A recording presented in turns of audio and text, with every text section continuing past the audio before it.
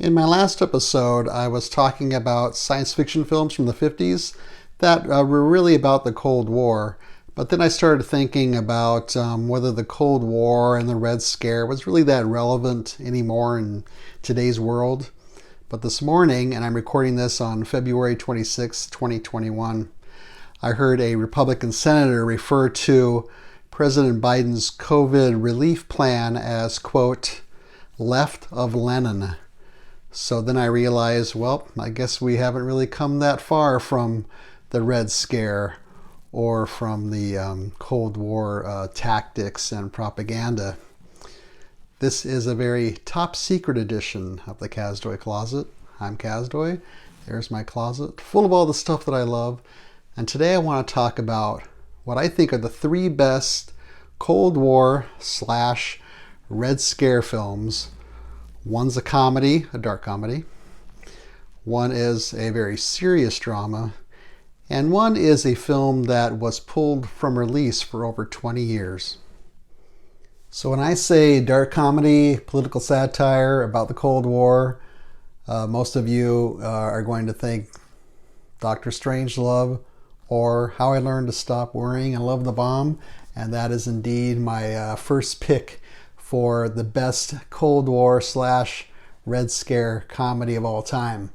What can you say about this film? It's brilliant. It's probably in my top 10 of all time. I tried to think of some things maybe people didn't know about it. And one thing I found out was the original novel, Red Alert, that Dr. Strangelove was based on, was a serious novel.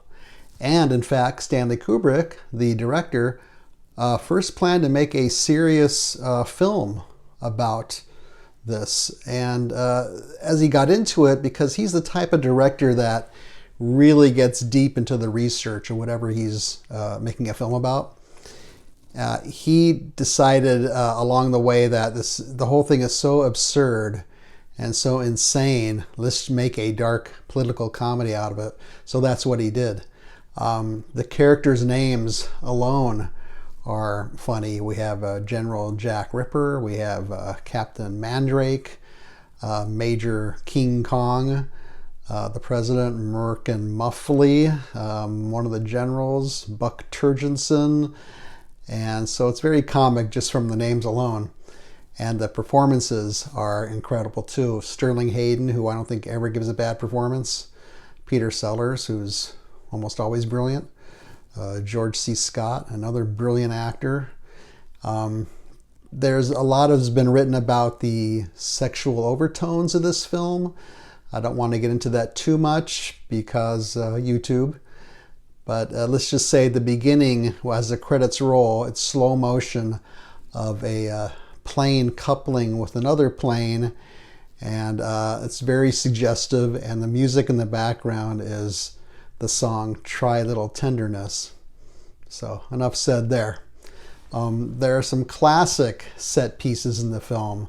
For example, when Sterling Hayden as General Jack Ripper explains why he's sending all these bombers on their mission to bomb Russia, and how he has to protect all of our bodily fluids, and how you never see a commie drink a glass of water. And then he talks about fluoridation in our water, which is a commie plot to control us and disease us, and which really was a propaganda tool that some people adhered to in this era. Of course, the other great set piece is Peter Sellers as the president speaking to Dmitri over the phone, Dmitri being the head of Russia, explained to him how we are sending bombers over to bomb Moscow and we can't pull them back. And it's one of the greatest deadpan comedy scenes I think ever committed to film. And then of course there is Dr. Strangelove himself and his plan at the end of what we should do in case there is complete annihilation of the people, how we need to get a select group of people into some underground safe bunker, and how we need women in there to help repopulate society. And so he figures there will be 10 women for every one man. And these women have to be the most beautiful women on earth, because the men are going to be so tired repopulating the earth that they're going to need beautiful women to help them in this endeavor. So the plot is basically about something called the Doomsday Machine, which is a machine apparently the Russians had, that if they are attacked, this machine's going to kick in and just obliterate everything on Earth. Now, at one point, when Merkin Muffley, the president of the United States, hears about it, he asks the Russian ambassador, why didn't we hear about this doomsday machine? I mean, what's the point of having a doomsday machine if you don't tell anybody about it? And the Russian ambassador says, well, he was going to tell you Monday. You know how he likes surprises.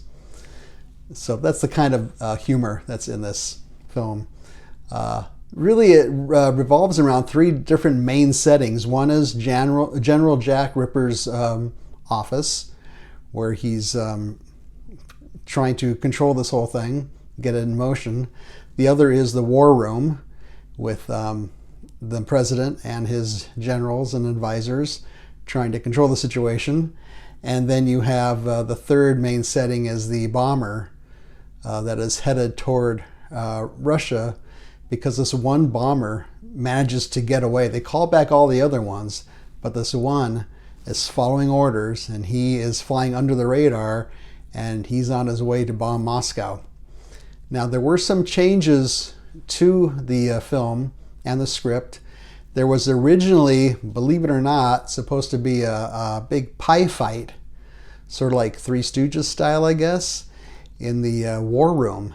And apparently, if you look in one scene or maybe a couple of scenes in the background of the war room, you can see a long table that's filled with pies. I have to check that out again. I didn't see it this time. In addition, the role of Major Kong, played by Slim Pickens, he's the main pilot on the bomber that's going toward Russia. Well, that role was originally supposed to be a fourth role played by Peter Sellers. Peter Sellers plays Captain Mandrake, he plays the President, and he plays Dr. Strangelove. Well, so he did not play the Slim Pickens role. Why didn't he play that? There's a couple of different stories I've read. One is Peter Sellers told Stanley Kubrick, I just cannot get this dialect down, it's not working. Another story is that Peter Sellers was playing the role, and then in the tight confines of that bomber, he hurt his ankle, so he couldn't complete it. But the role finally went to Slim Pickens, who did a great job with it. Slim Pickens at the time was actually a rodeo clown, and apparently he was told this is a serious film, so he took it very seriously. Now here's some real trivia for you. This is 1964 this was made. So not very long after the JFK assassination. Now there's one part in the film where Slim Pickens and his crew are getting ready to bomb Russia. So they take out a kit. Each crew member has a kit, sort of like a survival kit. And he's naming all the stuff in the kit, including chocolate, and there's prophylactics in there, and several other things, I think some liquor. And Slim Pickens' character says, boy, a fella could have a great time in Vegas with this. Well, originally he said a fella could have a great time in Dallas with this. And if you watch carefully, you can see that it was dubbed in. They didn't want to say Dallas because of what happened in Dallas with JFK. Instead, they dubbed it in to say Vegas. So there's some Strangelove trivia for you may not have heard before. So, directed by Stanley Kubrick. I mean, come on. Easily one of the greatest film directors. The guy made Paths of Glory, Clockwork Orange, The Shining, Lolita, that also starred Peter Sellers, 2001: A Space Odyssey, Full Metal Jacket. I'm sure I'm leaving something out, but just an amazing filmography. You can see this right now on Amazon Prime, and one cool feature of this Blu-ray, which is from the Criterion Collection, is this is inside of it, and this is the top secret pamphlet that the guys on the bomber pull out to read their top secret instructions. And there's just some essays in here, but another thing that's in here is a small version of something that the crew members each have, and it's Russian phrases and the Holy Bible. And they get a little small one on here, but inside here it's just like the credits of the film. So a nice little touch for this edition. So the second film, which I think is one of the greatest Cold War / Red Scare films, is from the same year as Dr. Strangelove, 1964. And it's sort of like the serious flip side of Dr. Strangelove. It's less commie bashing, more Cuban Missile Crisis concerns, and that's Failsafe. Both of these films, this one and Strangelove, start with disclaimers saying that these things could not happen, or that the United States Air Force has assured us this can't happen. So it's kind of interesting. They both have the president speaking to the head of Russia over the phone in a similar situation. There's both a bomber heading towards Russia, and they can't recall the bomber. And I was watching this, and I'd seen these before, of course, but I watched this right after I rewatched Dr. Strangelove, and I thought, boy, this is very similar. Well, it turns out the novelist for the Strangelove novel, Red Alert, sued the guys who wrote the novel of Failsafe for plagiarism. So there are quite a few similarities between the two. This one is a very serious one, and it lays the blame for what happens, the bombing, on a tech screw up, and so a human factor also. So the bomber is getting through. They're under orders not to pay attention, even if the president calls them back, because they said the enemy knows how to imitate certain officials. So the crew of the bomber, they're getting through there, and they're on their way to Russia, and Moscow is eventually bombed. And then the president, played by Henry Fonda, needs to do something to balance things out. So in case you haven't seen Failsafe, I'm not going to give that away, but it's pretty dramatic. The ending is really unforgettable. It's 112 minutes. It's a little bit longer than Dr. Strangelove, but it's a pretty speedy 112 minutes. It's, very well shot and very well acted, and just an excellent, intense movie. Directed by Sidney Lumet, who made several great, not controversial, but serious films, pretty heavy films: Dog Day Afternoon, Serpico, The Verdict, Network, 12 Angry Men. And there was a remake of Failsafe, and I would avoid that remake. Stick with the original, as usual.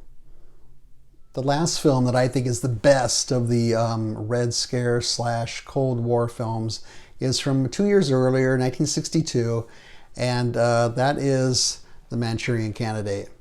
And this film deals mainly with brainwashing that was going on, or that was rumored to be going on, and the Red Scare, and really a lot of commie bashing and McCarthyism, very overtly. It's much more in your face in that respect than the two previous films I mentioned. It begins with some surreal scenes of a dinner party, and maybe a half a dozen GIs sitting there, and they're kind of bored, and this dinner party is going on. And these soldiers are having, now they're back in the States, and they're having flashbacks. We're talking Korean War. They're having flashbacks, and eventually they realized that they were brainwashed. And one soldier in particular was brainwashed to be an assassin, and he's supposed to assassinate a presidential candidate. The outstanding thing about this film is the performance by Angela Lansbury. She is that soldier's mother, and she is married to a very bumbling, buffoonish, total McCarthy type politician who's running for vice president. And as you watch it, you think, this guy is so ridiculous and so dumb that how can anybody take him seriously as a nominee for the highest office in the land? But then you think about what we've just been through, and I guess you know where I'm going with that. Lawrence Harvey plays Angela Lansbury's son. He's the GI who's been brainwashed to kill a presidential nominee. And at the time, Lawrence Harvey was only 3 years younger than Angela Lansbury. So she said, why is he playing my son? He's only 3 years younger than me. But she went with it anyways. She was nominated for that role. I will say there are a lot of Asian stereotypes in here, a lot of Asian slurs, so be aware of that. It was interestingly pulled from release in between 1964 and 1988. There's a couple of stories about that. One is that it was a little too close to the JFK assassination, and some people think Lee Harvey Oswald was a brainwashed person who was brainwashed to assassinate JFK, so the similarities were a little too stark. I think probably the more realistic explanation is Frank Sinatra, who's also, and he does a good job too. I think he had the rights to the film or something like that, and he was upset with some studio executives, so he decided to pull the film. And it's also possible he was upset about the Kennedy assassination also. That made him pull the film. But it's really an interesting film, and I'm not giving away too much in case you haven't seen it, but it just involves the brainwashing of the soldiers, which we eventually figure out that's what happened, and what triggers one of these soldiers and what his ultimate mission is. And it all has to do with getting back at the commies, basically. It's directed by John Frankenheimer, who also made 7 Days in May, which is also another Cold War film, which I haven't seen, so I didn't include it here. He made a very interesting film, which I might talk about at some other point, called Seconds. He made Black Sunday and Birdman of Alcatraz. And once again, I would avoid the remake of this one with Denzel Washington. Go with the original. So, those are my 3 favorite Cold War / Red Scare films, and Dr. Strangelove, Failsafe, and The Manchurian Candidate. You might have some favorites of your own or something I forgot to mention. Feel free to leave a suggestion or a comment here on that. Feel free to leave a thumbs up. Don't leave a thumbs down. Subscribe would be great. Otherwise, I hope you enjoyed this video, and I will see you next time.